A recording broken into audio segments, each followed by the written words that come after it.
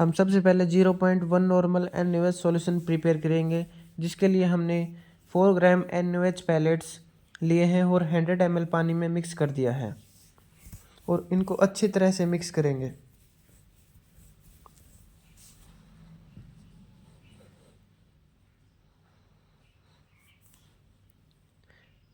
हमारा 0.1 normal NaOH solution prepare हो चुका है।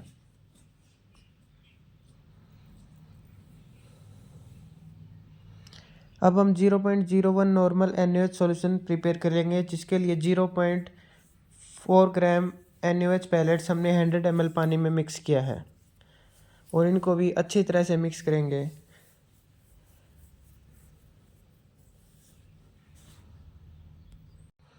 अब हम saturated solution of benzoic acid in benzene prepare करेंगे, जिसके लिए हमने एक बीकर में बेंजीन लिया है और हमने इसमें बेंजोइक एसिड मिक्स किया है।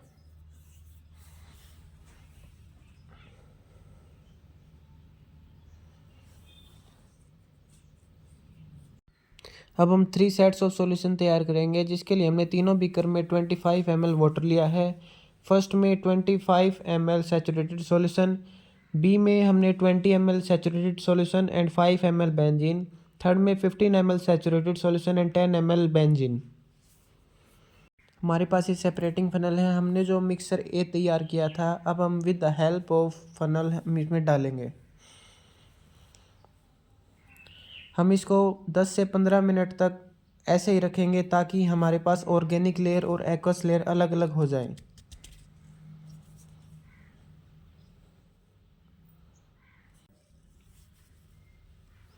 हमारी एक्वस लेयर और ऑर्गेनिक लेयर अलग अलग हो चुके हैं। अब हम दोनों बीकर में इन्हें अलग अलग निकाल लेंगे।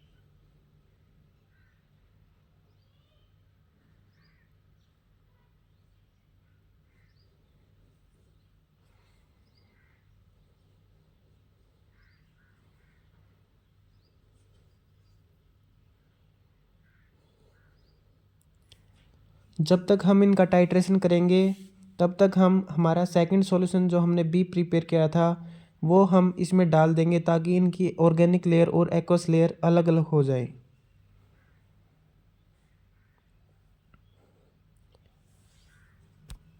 अब हम ऑर्गेनिक लेयर का टाइट्रेशन करेंगे, जिसके लिए हमने ब्यूरेट में 0.1 नॉर्मल NaOH सॉल्यूशन फिल कर लिया है और हमने 10 ml टाइट्रेशन फ्लास्क में ऑर्गेनिक ली है और हमने स्मॉल अमाउंट में फिनोफ्थलीन इंडिकेटर डाला है। अब हम धीरे धीरे से ब्यूरेट की ओपन करेंगे और इसको अच्छी तरह से मिक्स करेंगे।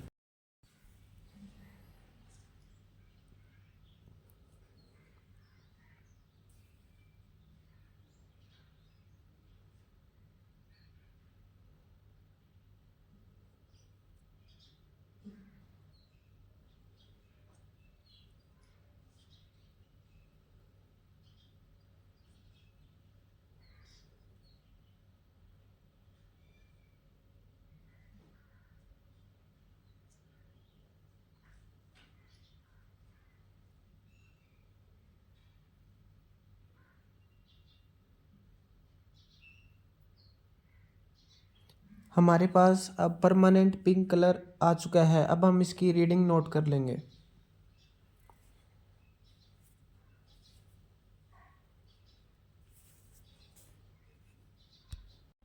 सेम हम 10 ml एक्वस लेयर लेंगे और 0.01 नॉर्मल NaOH सॉल्यूशन के साथ टाइट्रेट करेंगे।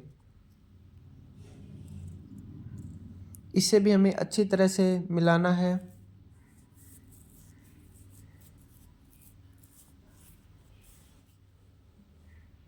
हमारे पास परमानेंटली पिंक कलर आ चुका है और अब हम इसकी रीडिंग नोट कर लेंगे।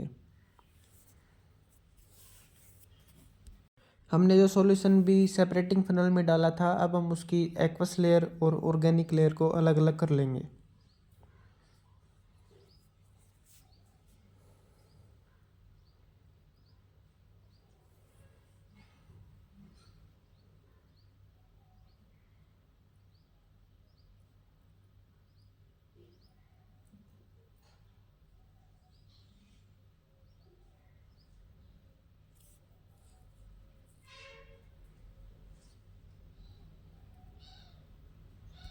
जब तक हम सॉल्यूशन बी का टाइट्रेशन करते हैं, तब तक हम सॉल्यूशन सी को हम सेपरेटिंग फिनल में डाल देंगे, ताकि इसकी भी ऑर्गेनिक और एक्वस लेयर अलग अलग हो जाए। हमने ब्यूरेट में 0.1 नॉर्मल NaOH फिल कर लिया है और हम 10 ml ऑर्गेनिक लेयर और सम फिनोप्सिलिन इंडिकेटर ऐड करके इसका टाइट्रेशन करेंगे।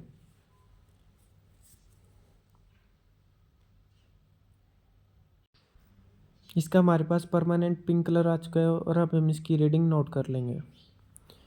सेम हम एक्वस लेयर के लिए भी फिनोप्सिलिन इंडिकेटर डाल के हम टाइट्रेशन करेंगे 0.1 नॉर्मल NaOH सॉल्यूशन के साथ।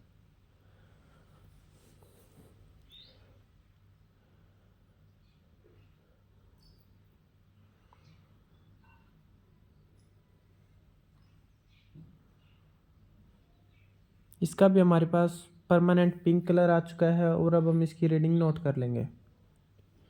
जो हमने सॉल्यूशन सी सेपरेटिंग फनल में डाला था, अब हम उसकी ऑर्गेनिक और एक्वस लेयर को भी अलग अलग कर लेंगे।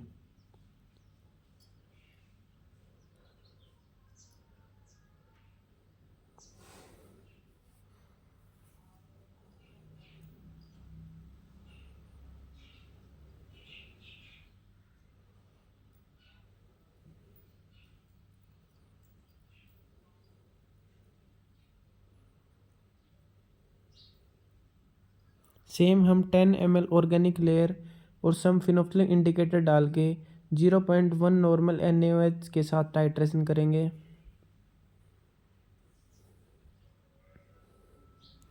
और जब इसका परमानेंट पिंक कलर आ जाएगा, हम इसकी रीडिंग नोट कर लेंगे।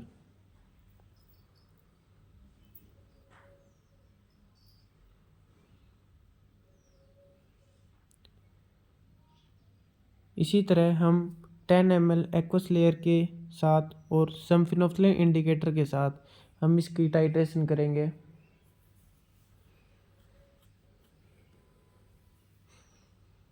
और इसका भी जब परमानेंट पिंक कलर आ जाएगा, हम इसकी रीडिंग नोट कर लेंगे।